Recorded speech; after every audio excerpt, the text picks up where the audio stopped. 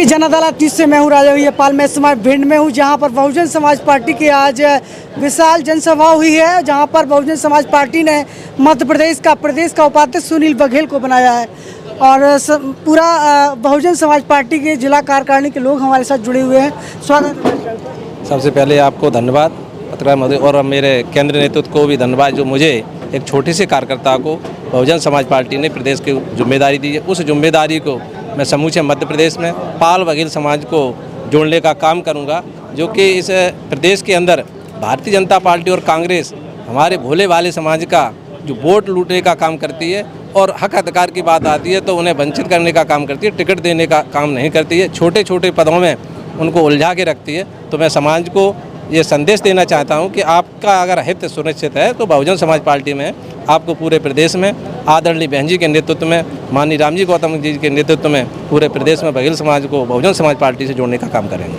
जी बघेल जी, क्या लक्ष्य है आगे, किस तरीके से आप सामना करेंगे भारतीय जनता पार्टी का, जिस तरीके से लगातार जो है आपके लोगों को गिरफ्तारी आपकी होती है, तमाम आरोप लगते हैं, केस दर्ज होते हैं। भारतीय जनता पार्टी पूरे देश में और मध्य प्रदेश में गुंडा राज चला रही है, तो युवाओं को वो रोजगार देने का काम नहीं कर रही है। खास करके पाल बघेल समाज को जोड़ने का ये काम करेंगे कि वो अभी तक मध्य प्रदेश के अंदर एक भी टिकट नहीं देते हैं, ना ही उन्हें विधानसभा में पहुंचाने का काम करते हैं। तो जो लोकतंत्र, जब तक हम विधानसभा में हमारा समाज नहीं पहुंचेगा तब तक इनके ऊपर अन्याय अत्याचार होगा। जो राजा होता है, राजा के ऊपर कभी अन्याय अत्याचार नहीं होता।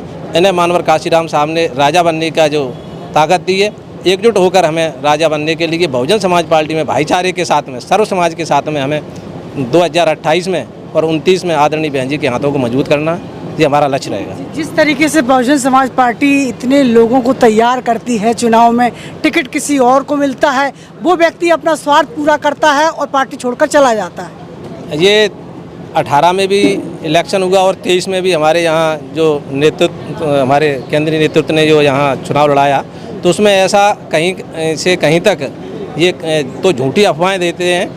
और जो लोग आज भारतीय जनता पार्टी मजबूत होने के बाद में भी वो कांग्रेस मुक्त का जो अभियान चला रही है, तो कांग्रेस को जोड़ रही है। भारतीय जनता पार्टी और कांग्रेस एक ही, अगर वो वास्तव में मजबूत हैं तो उनको कांग्रेस के पदाधिकारियों को, कांग्रेस के विधायकों को नहीं तोड़ना चाहिए।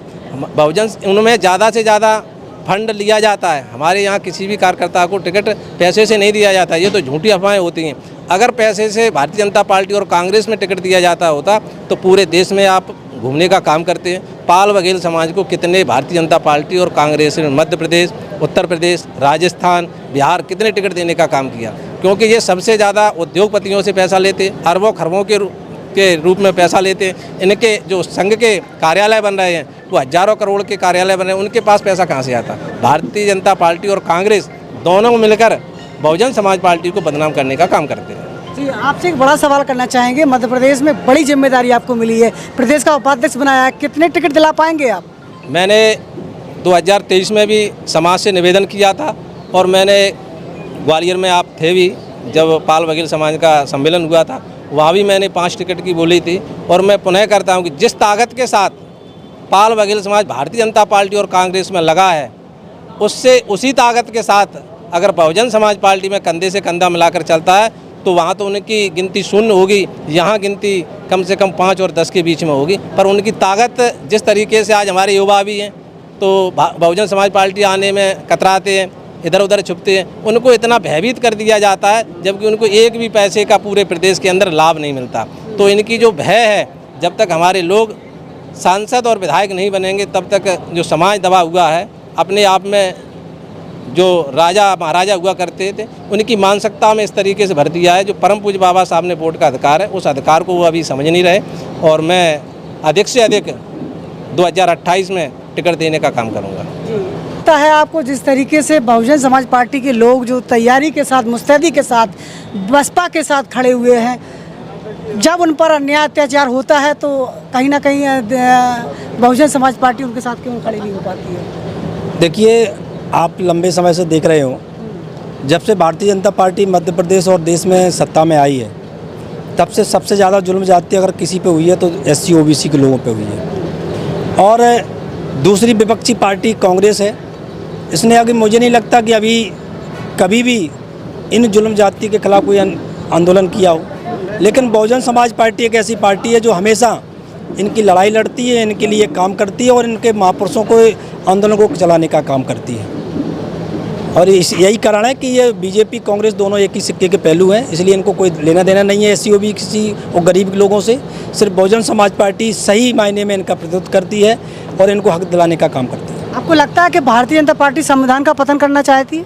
देखिए, चाहे कांग्रेस हो चाहे भाजपा हो, कांग्रेस जब 40 से 45 साल सत्ता में रही तो उन्होंने संविधान को सबसे ज़्यादा खोखला करने का काम किया और वही कॉपी बीजेपी कर रही है।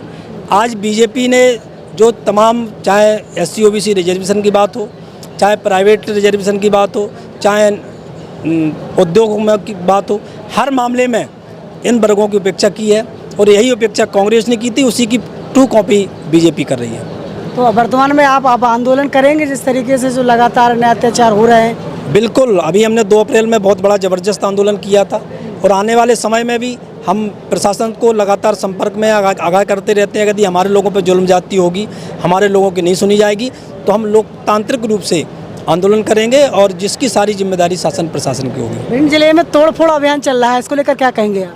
देखिए, तोड़फोड़ जो चल रहा है, अगर राजनीतिक रूप से चल रहा है तो बहुत गलत है, लेकिन अगर किसी ने अपने सत्ता का उपयोग करते हुए गरीबों की ज़मीनों को हड़पा है तो निश्चित तौर से इस प्रकार के लोगों पर तोड़फोड़ होना चाहिए, क्योंकि तमाम लोग हैं जो लंबे समय से सत्ता में बैठे रहे, उन्होंने गरीबों की ज़मीनों को हड़पा है, ज़मीनों उनके प्लाटों को हड़पने का काम किया है। अगर ऐसे लोगों पर होती है तो हम स्वागत करेंगे। जी, जिस तरीके से अभी जो वर्तमान में आपके साथ जिनको आपने टिकट दिया वो आज भी आपके साथ मजबूती के साथ खड़े हुए हैं, क्या उनका टिकट रिपीट होगा या उनका संघर्ष अधूरा होगा, क्या कहेंगे आप? देखिए, निश्चित तौर से जो लोग पार्टी और मूवमेंट को आगे बढ़ाने का काम करते हैं और जो लोग वास्तव में पार्टी के प्रति समर्पित रहते हैं, उस पर माननीय हमारा जो केंद्रीय जो यूनिट है उस पर गंभीरता से विचार करता है। हम लोग भी यहाँ से उनकी पूरी रिपोर्ट भेजते हैं और निश्चित तौर से आने वाले समय में इस बार माननीय बहन जी का एक साफ उन्होंने कह दिया है, आने वाले जो भी चुनाव होंगे, चाहे छोटे हो चाहे बड़े हों, सबसे ज़्यादा हम अपने कार्यकर्ताओं को ही चुनाव लड़ाएंगे और उनको ही संसद में और विधानसभा में भेजने का काम करेंगे। अक्सर बसपा पर आरोप लगते हैं कि बसपा पार्टी पैसे देकर टिकट भेज देती है।